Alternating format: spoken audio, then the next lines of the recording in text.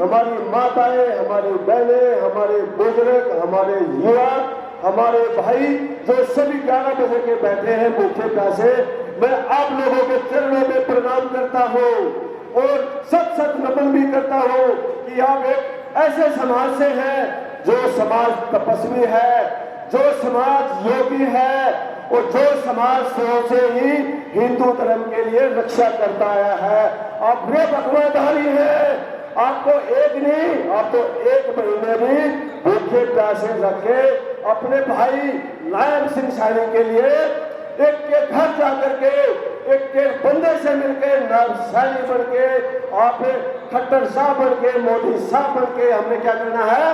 कमल खिलाना है, हमने कमल खिलाना है, हमने 400 पार करना है। और तीसरी बार हमने किसको लेके आना है? हरियाणा में नायब सैनी को लेके आना है और सेंटर में मोदी साहब को लेके आना है। एक बार मोदी साहब क्या चाहेगा? मोदी साहब, मोदी साहब, अब की बार 400 पार, अब की बार 400 पार।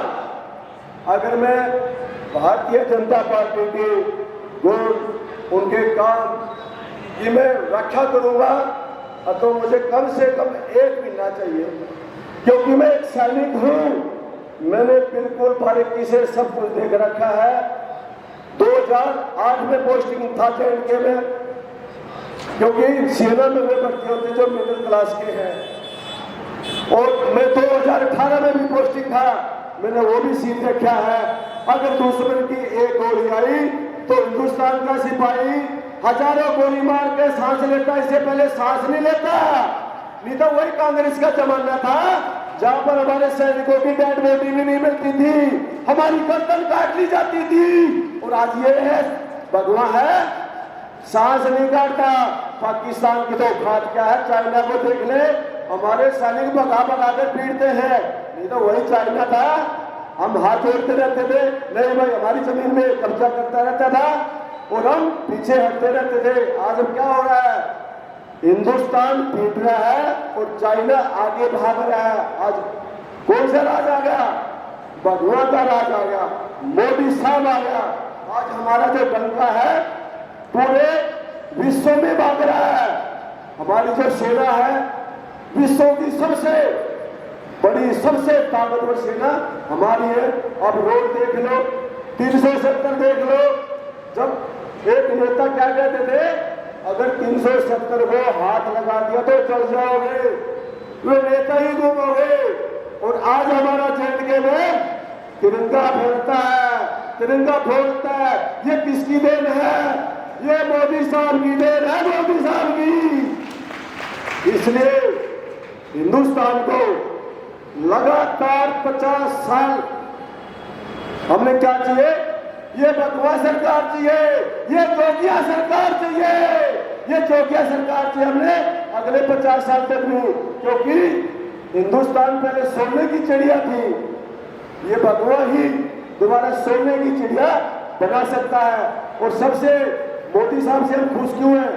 खट्टर साहब से हम खुश क्यों हैं? हमारे बीच में एक ऐसा हीरा बिठा दिया जो हमारा अपना है, जो हमारा OBC का है, जो हमारे अपने परिवार का है। इसका मैं धन्यवाद ये पूरा जोगी समाज, मोदी साहब का, खट्टर साहब का, हम सभी का, जिसका इसमें योगदान है, हम सभी का बहुत बहुत धन्यवाद करते हैं। क्योंकि हमारे बीच में हमारा जो आज मुख्य अतिथि नायब सिंह सैनी है मुख्यमंत्री जी हमारे बीच में बैठा दिए। इसके लिए हम ये पूरा जोगी समाज आपसे वादा करता है। 78 सालों के देश के आजाद हुए, मैं माननीय आपको बताना चाहता हूं, ये जोगी समाज पहली बार चुनाव में समर्थन के लिए खड़ा हुआ है। इससे पहले कभी खड़ा नहीं हुआ। आज हम मिलकर आकर आपके लिए वोट तो दे देंगे, हम आपकी एक वोट हर परिवार में जाके मांगेंगे भी। क्यों? 78 साल से हम वोट देते आ रहे हैं। अभी कहेंगे भाई कमल पे थप्पा मारो, हमारे नायब सिंह सैनी भी जोगी हैं, वे हमारे भाई हैं, वे हमारे अपने हैं।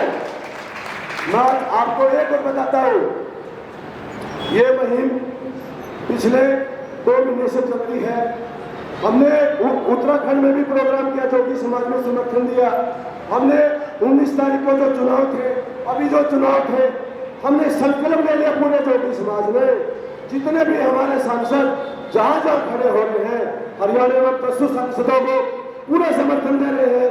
यूपी में हम सभी के सभी जितने हमारे भी सांसद बनने वाले हैं, सभी के सभी को हम पूरा ऐसे ही सम्मेलन करके समर्थन दे रहे हैं। लेकिन आदरणीय ये जो समाज है, ये बहुत ही बहुला और बहुत ही शिक्षित तो है, लेकिन ये कमजोर है। क्यों है?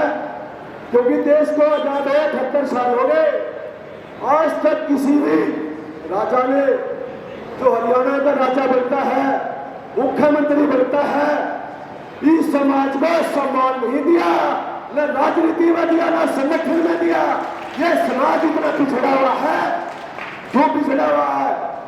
क्योंकि हमारी कोई थानेदार तो क्या एक चौकी इंचार्ज भी नहीं छोड़ता, इसलिए हमें किसके पास जाना पड़ता है? प्रधानों के पास जाना पड़ता है, हाथ जोड़ने पड़ते हैं, उनके काम करने पड़ते हैं, उनका एहसान मानना पड़ता है। हम आपसे निवेदन करते हैं, आप ऐसा काम कर दीजिए जो ये चौकी समाज का 78 साल से जो राजनीतिक ताला लगा हुआ है, हमें पूरा विश्वास है उस ताले को आप ही खोल सकते हैं, दूसरा कोई शासक नहीं है। यो हमने आपसे निवेदन है, ये पूरे चौकी समाज और से उम्मीद करता है, आप पर विश्वास करता है कि जो हमारा 78 साल से राजनीतिक ताला लगा हुआ है, माननीय उस ताले को आप ही खोलेंगे। और हम आपसे विश्वास करते हैं, आगे विधानसभा का चुनाव आ रहा है, ये चौकी समाज बोलते नहीं कि चौकी तो मांगने खाने वाले, चौकी तो मांग जाते थे, चौकी ने मांगना मांगना तो छोड़ दिया, लेकिन हम आपके लिए वोट मांगते भरेंगे, हम आपकी एक एक वोट मांगेंगे। चौकी समाज आपके लिए, भगवान के लिए, इस कमल के लिए आपको विश्वास देता है। एक के घर में जाकर एक एक भाई से आपके लिए पूरा 100% आप योगदान करेंगे। दूसरा मेरी एक निवेदन आपसे हो, आज ये करनाल जिले का प्रोग्राम है। करनाल जिले को 10 साल पहले खट्टर साहब ने हमें जमीन दी थी और हमें कुछ सिस्टम दिया था। मान्य 3 बार चेंज हो गया, हम जाति का नाम तो नहीं ले सकते, हमें कोई भी बता देता है भाई हमें आगे जाओ, आगे जाओ, आगे जाओ, आगे जा जाके आ गए हैं। अभी सेक्टर 8 में आ गए, अभी सेक्टर 8 भी बोल रहे अभी आगे जाओ, आगे जाओ। हम ये चाहते हैं 5 तारीख के बाद में आप हमारी धर्मशाला का भी शिलान्यास करें। ये चौकी समाज पूरा चाहता है, हमारी सीधो धर्मशाला है, उसका शिलान्यास हम आपको हाथों चाहते हैं। इसी के साथ, क्योंकि मुझे भी पता है हमारे जो माननीय हैं, हम तो यहाँ एक दिन बैठे हैं, शाम को तो चलते चलते मिलने से ज्यादा कई महीने हो गए जब से प्रदेश अध्यक्ष बने हैं। अब आप देख ही रहे हैं, क्योंकि मैंने भी शाम के कई प्रोग्राम करा दिए, बाकी को टाइम से खाना ना पीना ना, ऐसे ही होता। तो ऐसे महावीर को मैं सत्संग प्रणाम करता हूँ और बाबा गोरखनाथ से प्रार्थना करता हूँ, आपको इतना ताकत बनाए, आपको इतना साहसी बनाए, आपको कभी थकावट नहीं आए। इसी के साथ मैं अपनी वाणी को विराम देता हूँ। जय हिंद, जय भारत, जय भाजपा, विजय भाजपा, भारतीय जनता पार्टी, भारतीय जनता